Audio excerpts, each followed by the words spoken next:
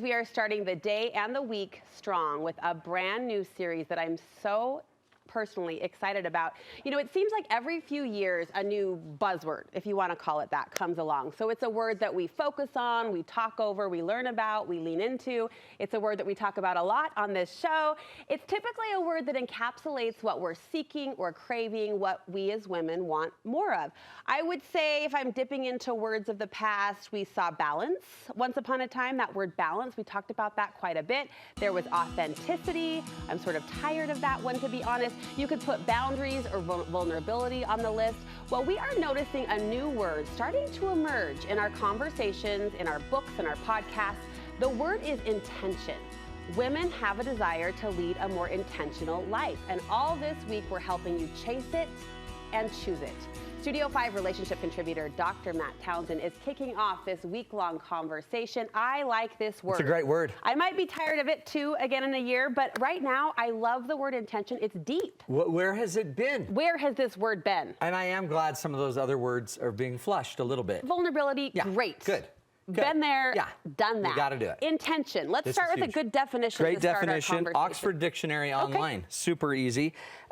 Intentional means something that is done on purpose or deliberately. Yes.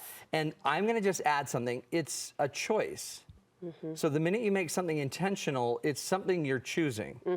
And that might be why we all love it so much, because a lot of us have just been living lives or being lived by our life, and now we have to start choosing what are the things. You know what I love about it too? It doesn't discount any hobby, passion, activity that you're currently doing. It only validates That's exactly it. Right. Like it forces you to this place of choice. Own it. And validates what we're putting our time and energy into. Isn't that fulfilling? Like, so now what's interesting though, I don't think people like to have to be accountable for choice. So the minute we make something intentional, we kind of would put it out there more as something that I'm intentionally choosing to do. If you're going to intentionally play pickleball 6 times a week, then other things might suffer. Yeah. It's now going to be your choice, which I think is super powerful. It is powerful. We're going to kick off the series today by looking at our life as a whole. We've asked you to sort of do a zoom out and help us structure a more intentional life. And you say that begins with when we stop running and we start facing our fears. Yeah, I think one reason we don't always choose to be intentional is because we're afraid of it. We're afraid of what choosing to go to school means or what choosing to do this job means. There's choices. And so a lot of times I think we run from intentionality, and then we become victims of everybody else's choices. We start claiming that we have no power, everyone else has the say, we have no choices. And the minute we're like playing the game of not having choices, you can't be intentional. I want you to stop running from the victim and being the victim and start saying, I'm now in charge. What might we be afraid of though? I always give pause that word fear because it sounds so deep, and we're just humans living in our bebopping around in our lives. What are we afraid of? Everything.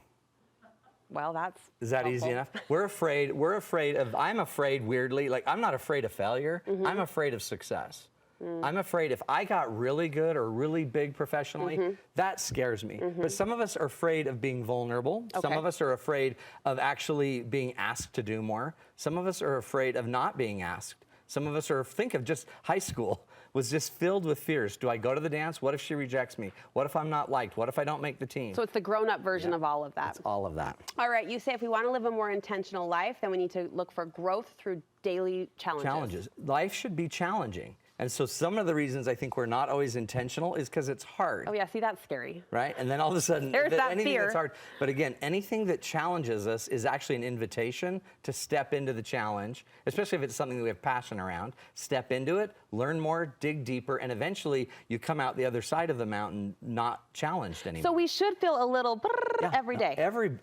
That is life. Yeah. That's like what hasn't scared you probably isn't very relevant.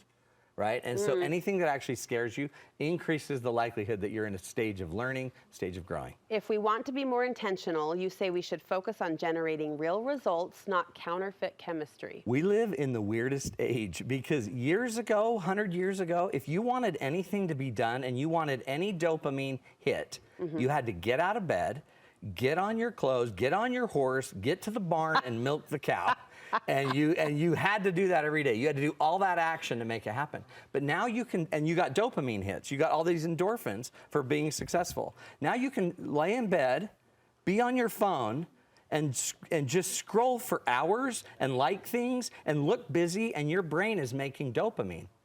Your brain is making endorphins. So what I suggest is, if you're going to go for something intentional and more intentionality in your life, make sure it generates real results, not just something that generates chemistry. There is some seriously fake chemistry, and I think that's one of the reasons so many people are anxious and depressed, because we're spending a whole lot of time in the thick of very thin things, just scrolling. So there's that choice again. Yeah, Choose another real choice. chemistry. Choose real connection. Real success, real results. Yeah.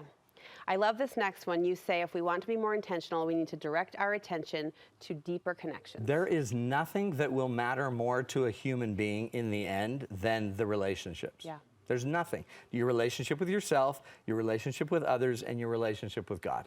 So if you're going to create any intentionality, make sure it's not just around doing more, it's around deeper connection to other people as you're doing more, right? In the end, we're all gonna wish we had been deeper with the people around us.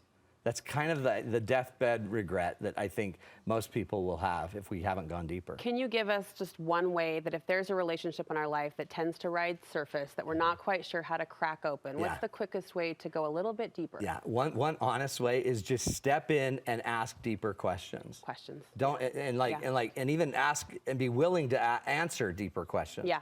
So say, hey, I want to get closer to you, honey. Is there any way that we can talk deeper? Is there any way? And then just go find questions. There's a million great questions you can ask your partner, and start going deeper, and be a little bit more open and a little bit more vulnerable with each other as you go deeper. We're going to pin all of our experts and guests down this week with the bottom line. What would be the bottom line about living more intentionally? Okay, so to me, it's choice. Yes. It's agency. We are here to act and not be acted upon. So start acting in your life. And then the other thing I think that's essential is be present in the now. Yeah.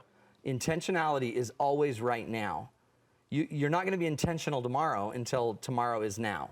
So anything you're doing about thinking about tomorrow to be now, you're just not intentional yet. Intentional is right now.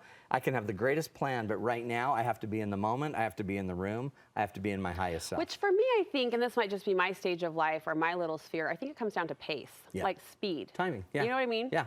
The irony of that is, every time you're in a life of timing, every time that really matters is right now. Yeah.